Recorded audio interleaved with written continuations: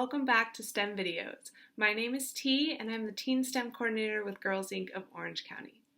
My pronouns are she and her, and today we're going to be talking about gender in STEM, specifically women in STEM, and with a special guest.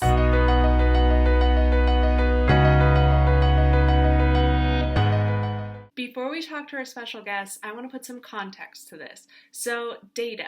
Data are numbers that can help us tell a story. We collect data to understand our world. So let's dive into some data on women in STEM and see what story it tells us. First up, we have some data from Microsoft. Now, this data is showing us a couple of things. Over time, girls' and women's attitudes towards STEM changes. Now, while some of this data is looking okay, we're hanging around 50% of girls feeling powerful while doing STEM, that's better than it used to be, some things we still need a lot of work in. Like, we never get over 32% of girls wanting a career in coding. And by the time these girls are going into colleges, it's dropping off by 5%. That's a huge drop off. Next, let's look at some data collected by the NSF, or the National Science Foundation. So what we're looking at are two pie charts that show who has STEM doctorate degrees. So the first one is by gender, and we're seeing that more men are getting doctorate degrees in STEM fields than women. Next, let's break it down by race in women specifically. As you can see, there are still huge disparities between women. We are not equal, not to men and not to each other. We have a lot of work to do.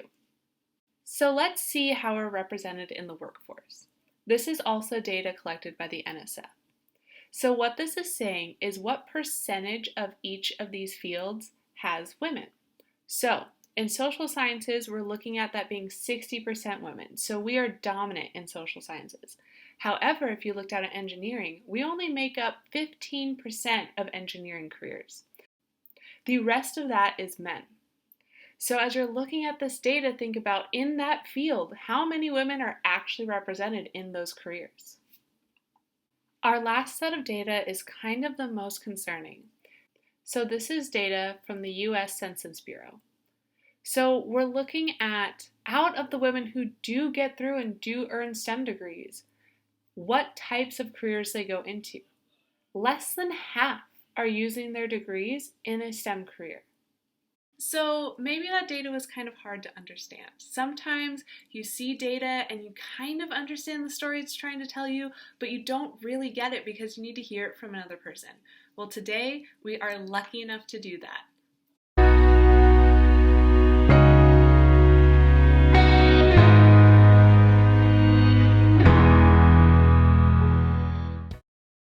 Hi, Taryn. Thanks for joining us. Hi, thanks for having me. All right. Are you ready to get started? Yes. Okay. First question we have for you is, what was your major in college and what types of courses did you take?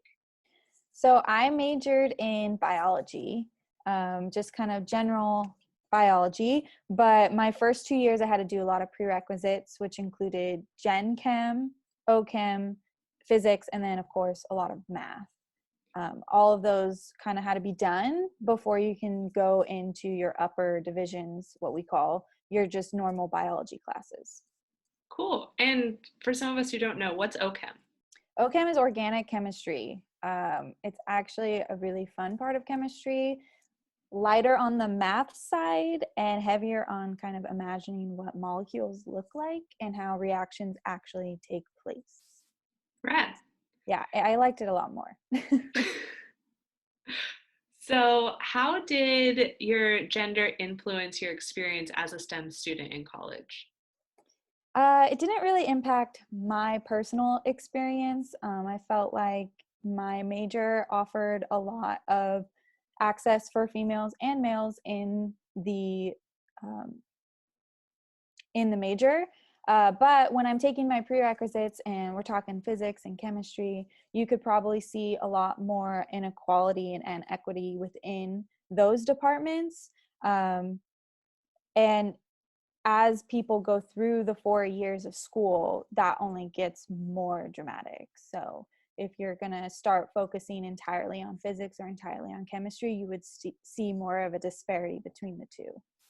So it was definitely like subject by subject, right? So when we're looking at data, it's more like if you look at it as a whole, it might be different versus if you're looking at just biology, is what your experience was.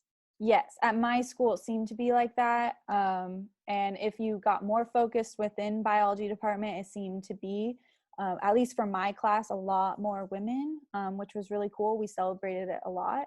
But the other majors seemed to lack in that. Well, that's awesome, at least for biology at your school. Yeah. And then what encouraged you to seek out an education in STEM? That's a great question. I honestly didn't think of myself as a science person. I always liked the subject because I felt like it came a little bit more easily to me than some of the other subjects like reading and writing. Um, but I didn't really fully consider it until I was looking at colleges and just imagining what classes I wanted to take. And so I focused in on the sciences. And then I realized I kind of wanted to focus on education because I grew up not really being pushed into the sciences by teachers or by female teachers. So I wanted to kind of go back and be that voice. And that's kind of what drove me, at least for going into my junior and senior year of high school. That's a perfect segue because my next question for you is what do you do now with your science degree? I am the elementary STEM coordinator at Girls Inc. of Orange County. Woo-hoo! Yeah. So I get And to what do do lots you of STEM with girls, grades K through 6 for the most part, but a little bit in the middle school and then some teens sometimes. That's awesome. And then what advice would you like girls to have, or would you like to give girls who are considering studying STEM in their futures? I would say, follow where you feel comfortable and confident. Don't let anyone else kind of tell you what you are good at or what you should stay on. If you like it, then that's all that matters because you're going to school to hopefully start a career and you want to like that career. You want to like doing what you're doing. And if that is a STEM subject, by all means, keep going. It has nothing to do with the background that you have or the gender that you were born with. It has everything to do with what you're passionate about. Awesome. Well, thank you, Taryn. Do you have anything else you want to say to our girls, or should we just sign off? I would just say that all of our girls and all the girls, everywhere are strong, smart, and bold. Awesome. Well, have a great day, Taryn. We'll talk to you later. All right. Thank you. Bye. Bye. Before you go, here are some questions to think about. What did you learn from this video? Are you interested in a career in STEM? What are current obstacles you need to overcome to achieve that goal? And how can Girls Inc. help you overcome those obstacles? Are you interested in a career in STEM? Maybe you are, maybe you aren't. But if you are, I want you to go for it. Remember that you are strong enough, smart enough, and bold enough. Go get it, girls. We'll see you next time.